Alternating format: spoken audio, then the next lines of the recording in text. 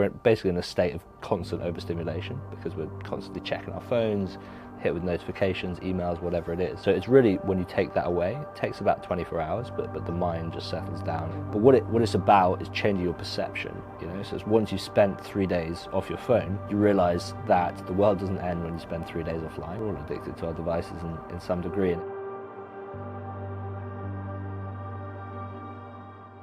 So I actually came from my own, I would say, burnout, but was working for a tech startup before, and was flying around the world to set up these offices, living the classic busy London life, spending a lot of time on my phone, and just started to, I think, get burnt out with it and really started to lose my joy for life.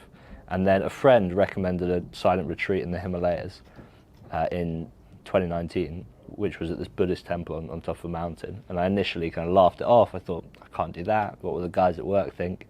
Eventually got myself out there, and it was literally 10 days on top of a mountain. And the best thing about it is when you get there, they take your phone off you and you spend 10 days cut off from the outside world. So very cliche, but I came back from that and quit my job a week later. And that was off the back of a conversation with Ben, who's my co-founder. So we used to work together at the tech startup, and Ben is not the kind of guy you'd find at a silent retreat anytime soon. We spoke about how there's a lot of stigma around retreats and meditation, and so much of the benefit is just getting people offline and into nature. So it was really from there that the idea was born. Amazing. And obviously you come from like a background where you were always using your phone. Like, did you have any kind of like, you know, the first couple of days, how did you feel kind of going from having that to having nothing? For sure. I mean, it's what we see now when people come and do the experience, which is for that first day you're actually a bit more anxious because we're so dependent on our phone that you know, you almost feel like you've lost a limb. So classic, the phantom buzz in the pocket, etc. But then after about 24 hours, the mind really starts to settle down and we access this like deep sense of calm. And that fundamentally is how we're designed to operate. Like, humans aren't designed to be the kind of nervous balls of stress that we go through our lives today, because we're basically in a state of constant overstimulation because we're constantly checking our phones, hit with notifications, emails, whatever it is. So it's really, when you take that away, it takes about 24 hours, but the mind just settles down and we access this sense of calm. Can you tell us a wee bit more about the retreats then? You've got a couple close to London and you've got a couple across the UK as well, don't you? Yeah, for sure. So we have 16 cabins close to London and then 4 up north, in north of Wales and Cheshire. And it's always 3 nights. So the reason behind that is so that people have the proper time to switch off. Upon arrival, you can either go by yourself or as a couple. So about 80% of the guests who come are with a partner or a friend.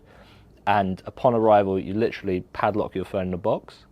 You've got a key in a sealed envelope, and then we give you a map and a Nokia and leave you to it for 3 nights. And so, you know, people really just keep it simple. They walk a lot, read a lot, cook a lot. So it's really just about doing those things really well and I guess making space for them. Reconnecting with nature as well. Exactly. And they're based in quite a nice setting as well. Like, can you tell us more about the area that they're based in? The whole experience is about getting people offline into nature. So they're all in different locations out in the English countryside, but you know, we have cabins in the forest, we have cabins near lakes, you know, in fields. So it's really just about getting people out there, and then it's amazing once you get out into the countryside just how many amazing places there are to walk and, you know, hike and things to see, etc. So have been, I think, I'm obviously living in London at the moment, but it's been really amazing while building this business to go and see all the beautiful parts of the country. Is our work starting to offer this more as a kind of like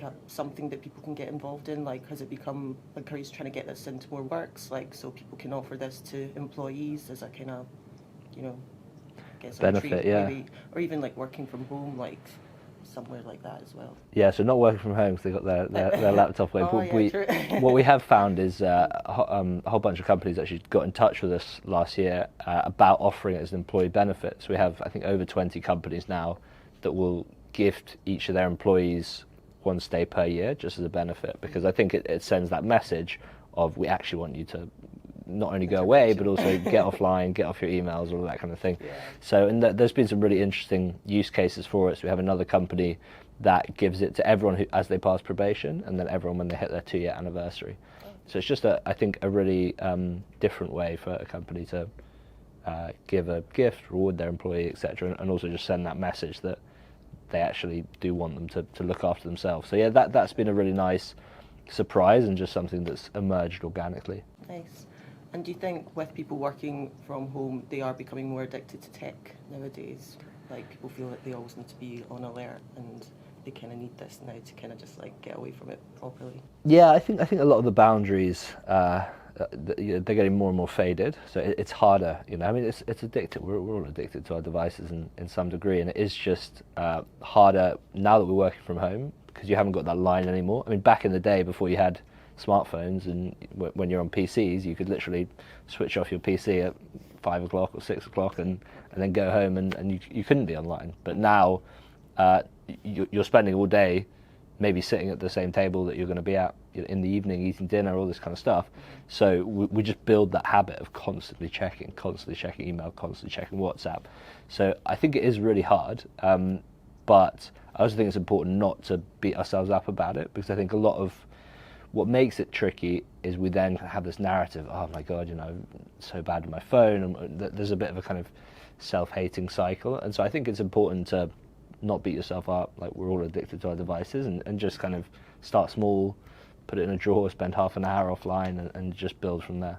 Why do you think people are so addicted nowadays? It just seems to be getting worse, do you think? Like, what's your opinion on that?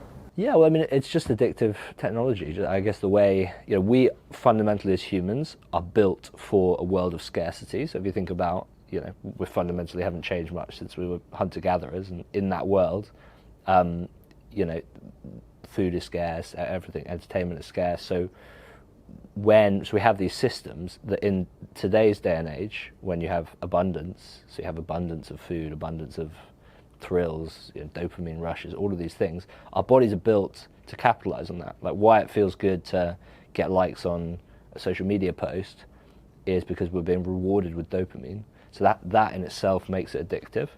So I think it's, you know, we fundamentally aren't designed for living in this day and age. Like, it is tricky. I think a lot of the problems, the mental health problems, the physical health problems of today's age come from, you know, just modern society. So I think it's really just about stripping that back and recognizing how to deal with that, because there's so many wonderful things that modern society does bring, and so many amazing technological advances.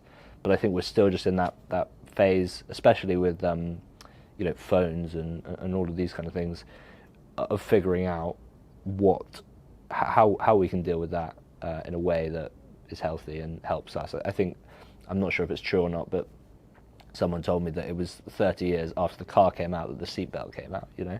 So it's kind of this similar thing where we've got this amazing new technology that has completely transformed how we live and how we operate. And so now I think it's just, we're going through that period of figuring out how to deal with that. So aside from, you know, social media, what would you say are the other main factors that drive people to phone addiction? Do you have any research or anything, or kind of the main visitors that come to you guys? Yeah, for sure. So I mean, over half of UK adults are now spending 11 hours a day or more on screens of some kind. So it really is most of our day. So it's a lot of things. It's, you know, work is obviously a huge one, but also entertainment as well. So whether it's video games or watching Netflix or whatever it is, like everything we now do is on our devices. And I think another trend that we've seen especially in the last year or so, you know, people are stressed out, people are burnt out. And I think when we are stressed and, you know, we're not ourselves, then it's much easier to develop these addictive habits. Mm-hmm. And after people come away from one of the retreats, what are the kind of main positives that they feel from it? For sure. So it really is just that shift in perspective to realizing that this is available to them, it's available to all of us, and that, you know, it's okay, the world doesn't end. And I think it just takes some of the edge off life. And then there's also, you know, the physical benefits. Like, people do come out. We used to check people in. We used to clean the first cabin, me and my co-founder. We'd check people in and check them out after 3 days. And they'd literally come out looking 10 years younger. So you can just see the stress and the weight of life today drop off. So I think it's really important, and I think we massively underestimate just how much we're carrying with us all the time. And do you get like any proper like social media addicts coming in and they're like, I need to have a proper detox? Like, But have you had anyone like that are proper like addicts in that sense? Yeah, for sure. I mean, I think we all are a little bit. So yeah, I don't want to out anyone in particular, but yeah, I mean, we have a lot of people who I think it opens their own eyes to it, because Don't realise how bad you, it yeah, is. you don't realize until you take it away just what part it's playing. You like go to lift something up. Yeah. And it's like, oh, it's just you can't actually lift up. 100%. Yeah, exactly. And I think what we do, because some of the criticism we got at the start was that, oh, you can't change your habits in 3 days, and it's true. Like, it takes 20 days or 60 days or whatever it is to change a habit. But what it's about is changing your perception. So it's once you spent 3 days off your phone, you realize that the world doesn't end when you spend 3 days offline, and that you can access this sense of calm and de-stimulate just by taking it away. So it's really about starting people on that journey. So what we see is when people come and stay, that will then be the catalyst for them to start implementing changes at home and come back and stay with us or do other experiences like this. So it's really, the momentum is in the direction of, in society, of us spending more and more time online. It's just about sending that momentum in another direction. And have you had any success stories that have really kind of stood out to you in the time that you've had? Yeah, I mean, I think the ones I love are just those, especially, we get a lot of individuals, but also especially couples, where they will then implement that as part of their life. So I think we have a lot of couples who come back and now they do things like every week they'll go to a restaurant and leave their phones at home. And that's just amazing to see, because it's those kind of stories that, that's how we can start to move society in a different direction. It's these little things they tell their friends, and then they think maybe we should try this, and it's just about building on that. So yeah, I think it's the people who have really made a habit of it. Like, we have people who come back every 3 or 4 months and have come 5, 6, 7, 8, 9, 10 times now. So Top up. yeah, exactly. So that's really good to see. Like, people who really love it and are making the time to do it and seeing the benefits. Any plans moving forward? For sure. I mean, it feels like we're super early in something that's going to be massive. Like, I feel like over the next decade, the need for this is just going to grow and grow and grow. And again, our goal, I feel like society is much more malleable than we think, and we are heading towards this society of everything being online all the time.